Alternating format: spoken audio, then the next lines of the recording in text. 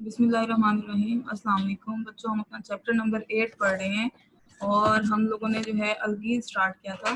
Last lecture में हमने preparation of alkenes जो है वो देख लिया था। आज हमें देखना है reactivity of a pi bond. अच्छा, आप लोगों को पता है कि जो बॉन्ड्स हैं हमने दो तरह के पढ़े हैं, सिग्मा बॉन्ड और पाई बॉन्ड। सिग्मा बॉन्ड और पाई बॉन्ड। अब जो सिग्मा बॉन्ड है हमें पता है कि वो बनता है हेड टू हेड ओवरलैप से, कि दो ऑर्बिटल्स आते हैं, आकर ओवरलैप करते हैं और बॉन्ड बना देते हैं। एक सिग्मा बॉन्ड के केस में जो इलेक्ट्रॉन्स होते हैं वो दो न्यूक्लियाई के बीच में होते हैं। लेकिन जो पाई बॉन्ड है वो कैसे बनता है? पाई बॉन्ड बनता है पैरेलल ओवरलैप से। पैरेलल ओवरलैप का क्या मतलब है?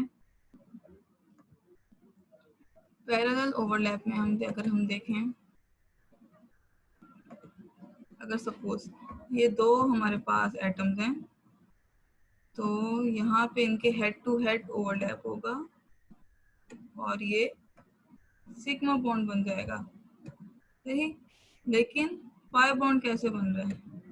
ये पी ऑर्बिटल्स हैं और ये पैरेलल ओवरलैप करेंगे। पैरेलल ओवरलैप का मतलब क्या है? कि ऊपर से और नीचे से। अब इस केस में थोड़ी सी बेटा ये रफ ड्राइंग हो जाती है, लेकिन चलिए होपफुली आपको समझ आएगा।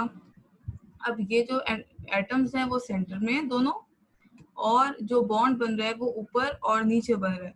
इसका मतलब है कि जो इलेक्ट्रॉन्स हैं वो उस लाइन से जो जो न्यूक्लियस को ज्वाइन कर रही है उससे ऊपर और नीचे, और इस वजह से इनको जो अट्रैक्ट करने की न्यूक्लियस की एबिलिटी है वो भी कम हो जाएगी। और एज अ रिजल्ट ये जो पाई बॉन्ड होता है ये वीक बॉन्ड होता है as compared to sigma bond. अब सिग्मा बॉन्ड में अगर हम देखें तो सारे इलेक्ट्रॉन्स जो हैं तो न्यूक्लियाई के दरमियान में, और न्यूक्लियस जो है वो उसको बहुत स्ट्रांगली अट्रैक्ट कर रहा है, जबकि जो पाई इलेक्ट्रॉन्स हैं वो ऊपर और नीचे हैं, तो उसके ऊपर जो फोर्स ऑफ अट्रैक्शन है वो इतनी आसान नहीं है। इसी वजह से ये जो पाई बॉन्ड होता है ये वीक बॉन्ड होता है। चूंकि ये वीक बॉन्ड होता है तो ये आसानी से ब्रेक हो जाता है, और एज अ रिजल्ट जो है ये एडिशन रिएक्शन जो है वो अल्कीन्स दे देते हैं।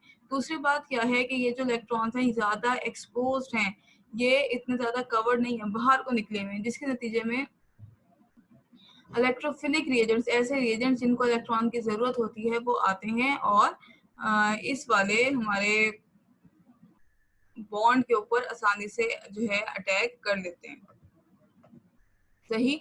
तो आपको समझ आया होगा कि जो पाई बॉन्ड है ये कंपैरेटिवली एक वीक बॉन्ड है और ये जो रिएक्शन है थोड़ा इजीली दे देगा। अब अगर हम आगे केमिकल रिएक्शंस ऑफ अल्कीन्स देखें तो सबसे पहला हमारे पास रिएक्शन है एडिशन रिएक्शन। एडिशन रिएक्शन में कौन सी एडिशन है? एडिशन ऑफ हाइड्रोजन या फिर हाइड्रोजिनेशन। नाम से पता चल रहा है हाइड्रोजिनेशन क्या होती है। एडिशन ऑफ हाइड्रोजन यानी कि जो डबल बॉन्ड है उसके अंदर एक हाइड्रोजन का मॉलिक्यूल आके ऐड हो जाएगा। ये अच्छा, अगर अब आप लोग अपने जहन पे जोर दें तो ये एडिशन ऑफ हाइड्रोजन का रिएक्शन आप पहले भी पढ़ के आ रहे हैं। कहाँ पढ़े आपने? जी हाँ, ये आपने प्रिपरेशन ऑफ अल्केन्स पढ़ा था, तो आपने अल्केन्स की प्रिपरेशन में पहला पहला रिएक्शन जो है वो हाइड्रोजनेशन ही पढ़ा था, सही है। तो ये ऑर्गेनिक केमिस्ट्री में एक ये बात भी होगी कि जो बाज़-औक़ात किसी एक कंपाउंड के जो रिएक्शंस हैं वो दूसरे की प्रिपरेशन बन जाएंगे और दूसरे की जो प्रिपरेशन है वो पहली वाली की रिएक्शन। फॉर एग्जांपल जैसे ये अल्केन की प्रिपरेशन है और अल्कीन्स का रिएक्शन है कि अल्कीन्स इसमें रिएक्ट करके अल्केन्स बनाएंगे। हाइड्रोजनेशन वो प्रोसेस है जिसमें एक मॉलिक्यूल हाइड्रोजन का ऐड हो जाता है अल्कीन में in the presence of a catalyst and at moderate pressure 1 to 5 atmosphere to give a saturated compound, और इसमें सैचुरेटेड कंपाउंड बनेगा यानी कि अल्केन। इस प्रोसेस को कैटालिटिक हाइड्रोजनेशन कहते हैं क्योंकि हम इसमें कैटलिस्ट यूज कर रहे हैं। ये हाईली एक्सोथर्मिक प्रोसेस है और इसमें जितनी हीट इवॉल्व होगी एक मोल ऑफ अल्कीन को हाइड्रोजनेट करने के लिए, उस हीट को हम कहेंगे हीट ऑफ हाइड्रोजनेशन। और जो हीट ऑफ हाइड्रोजनेशन अल्कीन्स की है वो 120 किलो जूल पर मोल है फॉर ईच डबल बॉन्ड, कि जितने डबल बॉन्ड प्रेजेंट होंगे, अगर सपोज 4 डबल बॉन्ड्स प्रेजेंट हैं तो हम 120 को 4 से मल्टीप्लाई कर लेंगे, उतनी उसकी हीट ऑफ हाइड्रोजनेशन हो जाएगी। कैटलिस्ट जो आमतौर पे यूज हो रहे हैं वो है प्लैटिनम, प्लेडियम और रेनी निकल। प्लैटिनम प्लेडियम जो है वो सिंपल मेटल्स हैं, हमें पता है। रेनी निकल क्या है? ये रेनी निकल जो है ये प्रिपेयर किया जाता है बाय ट्रीटिंग निकल aluminium alloy with caustic soda.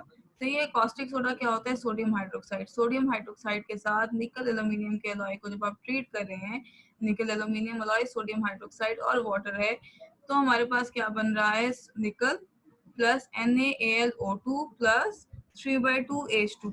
अब ये जो ये निकल बनेगा, इसके अंदर जो है थोड़े ये स्पॉन्जी सा होगा, स्पंज टाइप होगा। सही है, तो इस वजह से इस निकल को हम कह रहे हैं कि ये रैनी निकल है। और मोस्ट अल्केन्स को हम रैनी निकल के ऊपर अल्कीन्स को हम हाइड्रोजनेट कर लेते हैं रैनी निकल के ऊपर एट अबाउट 100 डिग्री सेल्सियस, और प्रेशर हम दे रहे हैं 3 एटमॉस्फेरिक प्रेशर। इस केस में देखें कि 3 मिथाइल ब्यूटीन ने आइसोब्यूटेन जो है वो बना दिए। तो जो पहला रिएक्शन है हमारे पास अल्कीन्स का, वो है एडिशन ऑफ हाइड्रोजन या फिर हाइड्रोजिनेशन।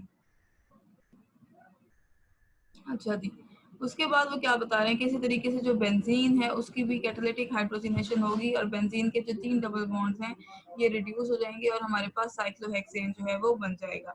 कैटालिटिक हाइड्रोजनेशन जो है लेबोरेटरी में भी होती है, इंडस्ट्री में भी होती है, और इंडस्ट्री में ये वेजिटेबल घी बनाने के लिए इस्तेमाल होता है फ्रॉम द वेजिटेबल ऑयल्स, और लेबोरेटरी में ये सिंथेटिक मेथड है as well as analytical tool as the reaction is generally quantitative. अब बेटा यहाँ पे एक शॉर्ट क्वेश्चन आता है, वो आपसे ये पूछ सकते हैं कि हाउ यू कैन टेल के जी कितने डबल बॉन्ड है इस कंपाउंड में। तो हम हाइड्रोजनेशन से बता सकते हैं कि अगर सपोज 1 मोल अल्कीन के अंदर 1 मोल हाइड्रोजन ऐड हो रहा है, तो इसका मतलब है कि इसमें 1 डबल बॉन्ड है। अगर 1 मोल के अंदर 2 मोल हाइड्रोजन के ऐड हो रहे हैं, तो इसका मतलब है इसमें 2 डबल बॉन्ड्स है। तो इस तरीके से चूंकि ये रिएक्शन क्वांटिटेटिव है, इसमें क्वांटिटीज जो है वो फिक्स होती हैं, तो इस वजह से ये रिएक्शन हमारी हेल्प करता है to determine the number of double bonds. अगर आपको कोई कहे कि how you can determine the number of double bonds, तो उसका एक आंसर ये है कि फ्रॉम हाइड्रोजनेशन। हाइड्रोजनेशन की हेल्प से हम बता सकते हैं। दूसरा है addition of hydrogen halides. Alkene जो है रिएक्ट करता है ड्राई गैसियस हाइड्रोजन हेलाइड के साथ और बनाता है अल्काइल हेलाइड।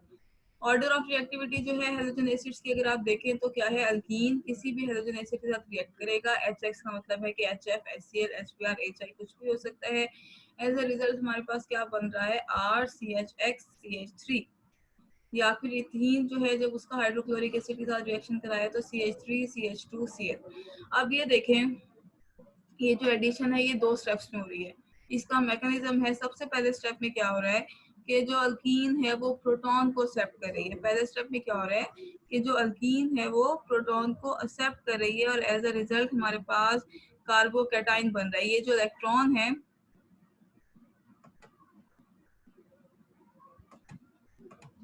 ये जो इलेक्ट्रॉन्स हैं ये जाकर इस हाइड्रोजन पे अटैक करेंगे। एज अ रिजल्ट ये बॉन्ड ब्रेक हो जाएगा। अब अगर आप देखें, ये एरो बता रहा है इलेक्ट्रॉन की मूवमेंट। ये इलेक्ट्रॉन यहाँ पे चले गए, तो इसका मतलब है इस कार्बन के ऊपर पॉजिटिव चार्ज आ गया, सही, और इस हेलोजन के ऊपर नेगेटिव चार्ज आ गया। अब ये जो नेगेटिव चार्ज वाला हेलोजन है ये जाकर इस कार्बोकैटाइन के ऊपर अटैक करेगा, और एज अ रिजल्ट एडिशन हो जाएगी हाइड्रोजन हेलाइड की। अब बेटा यहाँ पर एक बहुत इंपॉर्टेंट कंसेप्ट आ रहा है आपका। अगर तो अल्कीन सिमेट्रिकल है, सिमेट्रिकल का मतलब ये है कि दोनों कार्बन के ऊपर नंबर ऑफ हाइड्रोजन सेम है, फिर तो किसी भी कार्बन के ऊपर हेलोजन आ जाए और किसी भी कार्बन के ऊपर हाइड्रोजन आ जाए। लेकिन अगर अल्कीन अनसिमेट्रिकल है, अब देखें अगर इस केस में देखें तो इस कार्बन के ऊपर 1 हाइड्रोजन है और इस कार्बन के ऊपर 2 हाइड्रोजन हैं, तो इस केस में कौन से कार्बन पे हाइड्रोजन जाएगा और कौन से कार्बन पे हाइड्रोजन जाएगा, ये जो चीज है ये हमें बताता है मार्कनिकव्स रूल। ये एक इम्पोर्टेंट रूल है। ये रूल हमें क्या बताता है? ये बताता है कि जब कोई अनसिमेट्रिकल रिएजेंट, जिसमें यानी कि दोनों एटम्स अलग अलग हैं, एक अनसिमेट्रिकल अल्कीन में ऐड होगा, तो इस रिएजेंट का जो नेगेटिव पार्ट है ये उस कार्बन पे जाएगा जिसके अंदर कम हाइड्रोजन होंगे। तो ये दूसरी लफ्जों में जिस कार्बन पे ज्यादा हाइड्रोजन होंगे, हाइड्रोजन या पॉजिटिव पार्ट जो है वो उसी कार्बन के ऊपर जाएगा।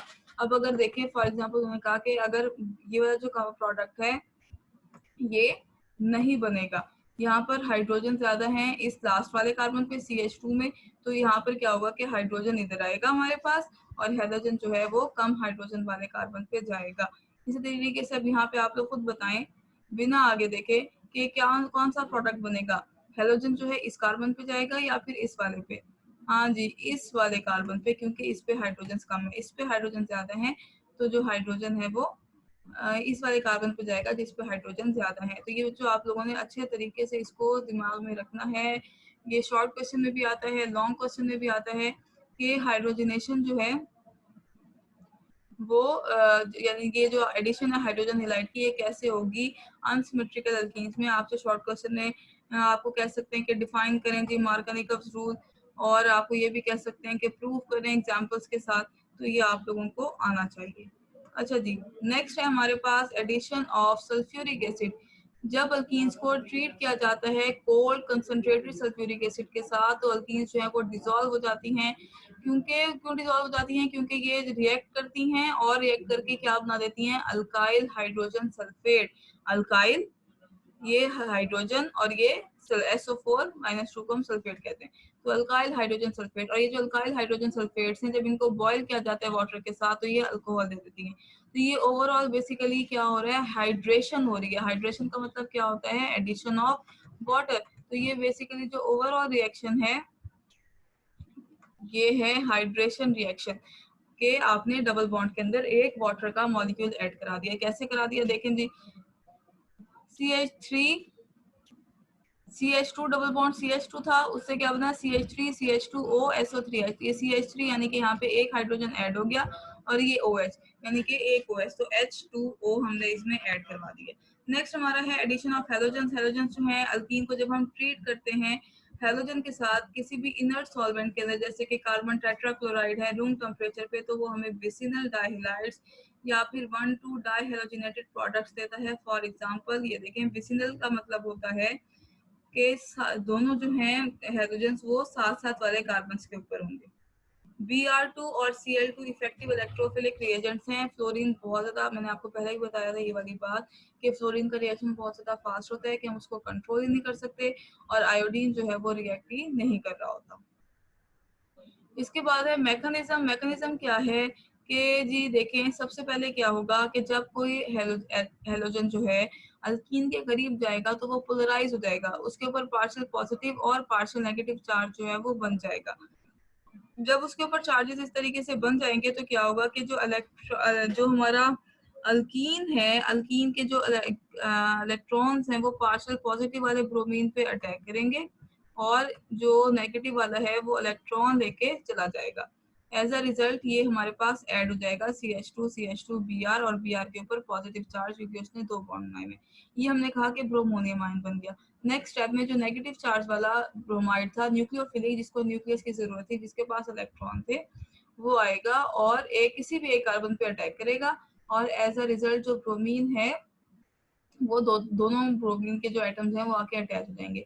ये बात याद रखिएगा कि इस केस में हमेशा ट्रांस प्रोडक्ट बनेगा। क्यों ट्रांस प्रोडक्ट बनेगा? क्योंकि यहाँ पे ये देखें 3 मेंबर रिंग बना हुआ है, यहाँ से दूसरा ब्रोमीन आ ही नहीं सकता। दूसरे ब्रोमीन ने आना है तो दूसरी ऑपोजिट साइड से ही आएगा, और ये टेस्ट यूज होता है for the detection of double bond. अब बच्चों ये बात आप लोगों ने याद रखनी है कि अगर आपने चेक करने हैं नंबर ऑफ डबल बॉन्ड्स, तो उसके लिए था एडिशन ऑफ हाइड्रोजन के हाइड्रोजनेशन से हमें पता चलता है कि उसमें कितने डबल बॉन्ड्स हैं।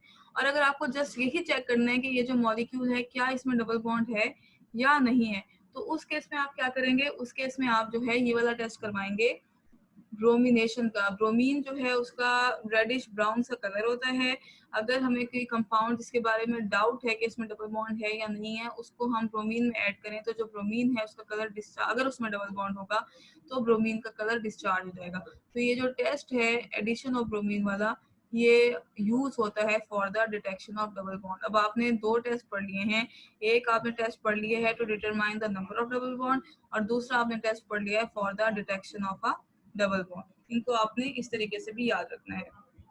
लास्ट एडिशन रिएक्शन है हमारे पास, addition of hypohalous acid. Hypohalous acid कैसे बनेगा कि जब आप हेलोजिनेशन कराएंगे वाटर की मौजूदगी में, तो हमारे पास जो है हमारे पास जो है हाइपोहेलस एसिड बन जाएगा, जिसको हम कह रहे हैं HOX। और जब इस हाइपोहेलस एसिड को रिएक्ट कराएंगे अल्कीन के साथ, तो हमारे पास हेलोहाइड्रिन या फिर हेलो अल्कोहल बन जाएगा। हेलोहाइड्रिन या हेलो अल्कोहल का मतलब क्या है कि हेलोजन है और साथ में OH ग्रुप उसके साथ मौजूद है। तो देखें क्या हो रहा है हमारे पास कि एक एटम के ऊपर जो है आ रहा है हाइड्रोजन हेलोजन X और दूसरे पे आ रहा है OH। तो इस तरीके से ये ऐड हो जाएगा। अच्छा जी, नेक्स्ट हमारे पास है ऑक्सीडेशन रिएक्शन। ऑक्सीडेशन रिएक्शन में सबसे पहला रिएक्शन है एडिशन ऑफ ऑक्सीजन। अल्कीन्स को जब हम रिएक्ट करा रहे हैं ऑक्सीजन के साथ या एयर के साथ, कैटलिस्ट हम यूज कर रहे हैं silver oxide catalyst high temperature और प्रेशर पे, तो हमारे पास एक ऑक्सीजन का एटम ऐड हो रहा है और इपॉक्साइड बना रहा है। बेटा जो 3 मेंबर रिंग जिसके अंदर एक ऑक्सीजन हो उस रिंग को हम कहते हैं इपॉक्साइड। और ये जो इपॉक्साइड है ये ग्लाइकोल्स की प्रिपरेशन के लिए स्टार्टिंग मटेरियल के तौर पर इस्तेमाल होता है। यानी कि पहले इपॉक्साइड बनेगा और फिर उस इपॉक्साइड को आप उससे ग्लाइकोज जो है वो बना सकते हैं और ये इंडस्ट्रियली जो है यूज होते हैं। नेक्स्ट मेथड है हाइड्रोक्सिलेशन। हाइड्रोक्सिलेशन जो है ये भी बहुत इंपॉर्टेंट रिएक्शन है कि जब आप अल्कीन्स को ट्रीट करते हैं mild oxidising reagents like 1% dilute alkaline KMnO4 solution Baeyer's reagent. Baeyer's reagent कहते हैं इसको। आपसे शॉर्ट क्वेश्चन में ये भी पूछा जा सकता है कि बायर्स रिएजेंट क्या होता है, तो आपको पता होना चाहिए कि 1% अल्कलाइन KMnO4 सोल्यूशन को बायर्स रिएजेंट कहते हैं। लो टेम्परेचर पे हाइड्रोक्सिलेशन हो जाती है। हाइड्रोक्सिलेशन मतलब कि दो उसमें हाइड्रोक्सिल ग्रुप आकर ऐड हो जाते हैं डबल बॉन्ड की और as a result dihydroxy compounds बनते हैं जिन्हें कहते हैं विसिनल ग्लाइकोल। अब विसिनल ग्लाइकोल कौन से हैं? जिनमें दोनों OH ग्रुप साथ साथ वाले कार्बन के ऊपर होंगे। पिंक कलर जो है KMnO4 का डिस्चार्ज हो जाता है और ये भी टेस्ट होता है for the presence of unsaturation in the molecule. सही है। अब हमने दो टेस्ट पढ़ लिए for the determination of unsaturation. एक हमने ब्रोमीन वाटर पढ़ा था, दूसरा हमने KMnO4। KMnO4 का पर्पल कलर होता है और जब उसमें ऐसा कोई कंपाउंड ऐड किया जाता है जिसमें डबल बॉन्ड हो तो फिर वो पर्पल कलर जो है वो डिस्चार्ज हो जाता है, खत्म हो जाता है। रिएक्शन अगर हम देखें अल्कीन है, इसको ट्रीट करवा रहे हैं KMnO4 के साथ और वाटर के साथ, तो हमारे पास जो है इथिलीन ग्लाइकोल और साथ में मैग्नीज ऑक्साइड और पोटेशियम हाइड्रोक्साइड जो है वो बन रहा है। नेक्स्ट है हमारा कंबशन। कंबशन में क्या है जी, जलाना। सिंपली अल्कीन्स को हम बर्न करेंगे तो ल्यूमिनस फ्लेम प्रोड्यूस करेगा, साथ में कार्बन डाइऑक्साइड और वाटर। इथीन जो है वो हाईली एक्सप्लोसिव मिक्सचर बनाता है एयर और ऑक्सीजन के साथ। सिंपली कार्बन डाइऑक्साइड और वाटर बन गया। नेक्स्ट है ozonolysis. Important reaction, very important reaction ozonolysis. Ozone जो है एलोट्रॉपिक फॉर्म होती है ऑक्सीजन की। हमारे अगर जमीन की सतह के ऊपर है तो ये एक पोल्यूटेंट है, लेकिन हमारी जमीन को इसी ओजोन ने कवर किया हुआ है और हमें हार्मफुल रेडिएशन से ये बचाती है। ये जो ओजोन है रिएक्ट करती है विगरसली अल्कीन्स के साथ और अनस्टेबल मोलोजोनाइड बनाती है। ये देखें आप लोग, अल्कीन है, ओजोन के साथ रिएक्ट किया, इसने बनाया मोलोजोनाइड। अब ये जो मोलोजोनाइड है ये अनस्टेबल होता है, ये फौरन से रीअरेंज हो जाता है स्पॉन्टेनियसली एकदम खुद से और ये ओजोनाइड बनाता है। अब ये जो ओजोनाइड है ये स्टेबल है। अब और ये जो ओजोनाइड्स हैं जब इनको फिर फर्दर हम रिड्यूस कर रहे हैं जिंक और वाटर के साथ, तो हमारे पास एल्डिहाइड्स और कीटोन्स आ रहे हैं। डिपेंड कर रहा है कि हम अल्कीन्स क्या ले रहे हैं। जिस तरह का अल्कीन्स लेंगे उस हिसाब से हमारे पास एल्डिहाइड्स और कीटोन्स आ जाएंगे। और जो है हम क्या कर सकते हैं, ओजोनोलाइसिस का फायदा क्या है? ओजोनोलाइसिस का फायदा सबसे बड़ा जो है वो ये है कि इसको यूज किया जाता है to locate the position of double bond. अगर आपको चेक करना हो कि डबल बॉन्ड जो है वो इस चेन के अंदर कहाँ पर है, तो हम कौन से टेस्ट से लोकेट करेंगे इसको? हम इसको ओजोनोलाइसिस से लोकेट करेंगे। नेक्स्ट है पॉलीमराइजेशन। इस प्रोसेस के अंदर जो स्मॉल ऑर्गेनिक मॉलिक्यूल्स हैं मोनोमर्स कंबाइन टुगेदर होंगे और लार्ज मॉलिक्यूल्स बना देंगे जैसे कि पॉलीमर्स। फॉर एग्जांपल इथीन जो है 400 डिग्री सेल्सियस पे और 100 एटमॉस्फेरिक प्रेशर पे पॉलीमराइज होता है और पॉलीइथीन या पॉलीइथाइलीन जो है ये बना देता है। आपको पता है कि पॉलीमर्स जो हैं वो क्या होते हैं कि जो छोटे छोटे यूनिट्स हैं जिनको हम मोनोमर्स कहते हैं वो कंबाइन होते हैं और कंबाइन करके पॉलीमर्स बना देते हैं। अच्छा जी, अब ये अल्कीन है, अल्कीन का हमने पॉलीमर बनाया, ये क्या है? पॉलीथीन या पॉलीइथाइलीन। पॉलीथीन आप लोगों ने बहुत सुना होगा इसका नाम। और वो कह रहे हैं, अच्छा जी, वो हमें बता रहे हैं कि हम गुड क्वालिटी का पॉलीथीन बना सकते हैं जब इथीन को पॉलीमराइज करेंगे in the presence of aluminium try ethyl और टाइटेनियम टेट्राक्लोराइड कैटलिस्ट की मौजूदगी में। ये हमारे जो रिएक्शंस हैं एल्कीन्स के, ये कंप्लीट हो गए हैं। अब हम देख रहे हैं यूजेस ऑफ इथीन। मैंने आपको बताया था ये 2 नंबर के शॉर्ट क्वेश्चन के लिहाज से बहुत इंपॉर्टेंट है, आप लोगों ने इनको अच्छे तरीके से देखना है। It is use for the manufacture of polythene. Polythene एक प्लास्टिक मटेरियल है जो कि टॉयज को, केबल्स को, बॉक्सेस को, मतलब इसके पॉलीथीन आपने आमतौर पे भी नाम सुना होगा। ये बहुत ज्यादा इसके यूजेस हैं। आर्टिफिशियली फ्रूट्स को राइपन करने के लिए, कच्चे जो फ्रूट्स होते हैं उनको राइप करने के लिए, पकाने के लिए हम मिथेन यूज करते हैं। As a general anaesthetic.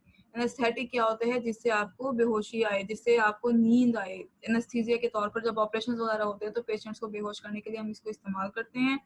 For preparing mustard gas. Mustard gas जो है ये एक केमिकल था जो कि वर्ल्ड वॉर 1 में यूज हुआ था। इसको नाम मस्टर्ड इसलिए दिया गया था क्योंकि इसकी स्मेल जो थी वो मस्टर्ड जैसी थी, लेकिन ये गैस नहीं थी बल्कि ये हाई बॉइलिंग लिक्विड था और इसको ऐसे छोटे छोटे ड्रॉपलेट्स की फॉर्म में डिस्पर्स किया जाता था और ये पावरफुल वेसिकेंट था। पावरफुल वेसिकेंट का मतलब क्या है कि ये जहाँ गिरता था वहां पे छाले आंवले पड़ जाते थे। ये शॉर्ट क्वेश्चन में आप लोगों से जरूर पूछ लेते हैं आमतौर पर, इसको अच्छे तरीके से देखिएगा कि मस्टर्ड गैस क्या है और इसको कैसे प्रिपेयर किया जाता है। तो मस्टर्ड गैस जो है ये एक हाई मिक्सचर है हाई बॉइलिंग लिक्विड का, जिसको प्रिपेयर किया जाता है इथीन और H2Cl2 के रिएक्शन के साथ। और लास्ट जो है कि इससे हम बहुत सारे जो है केमिकल्स बना सकते हैं इंडस्ट्रियल यूज के, जैसे कि glycols, ethyl halide, ethyl alcohols वगैरह वगैरह। तो बच्चों आप लोगों का जो अल्कीन का टॉपिक है ये कंप्लीट हो गया है। होपफुली आप लोगों को समझ आ गया होगा। अगर कोई भी प्रॉब्लम इशू है तो ज़रूर पूछें, इसको साथ साथ तैयार करें। ये बात याद रखिएगा कि ये थोड़ा सा सारे रिएक्शंस जो हैं मिलते जुलते हैं, तो आप लोग इसको भूल सकते हैं, कंफ्यूज हो सकते हैं। तो इसकी बहुत अच्छे से तैयारी करनी पड़ेगी आप लोगों को। अपना ख्याल रखें, बहुत सारी मेहनत करें। Wish you best of luck. अल्लाह हाफिज़।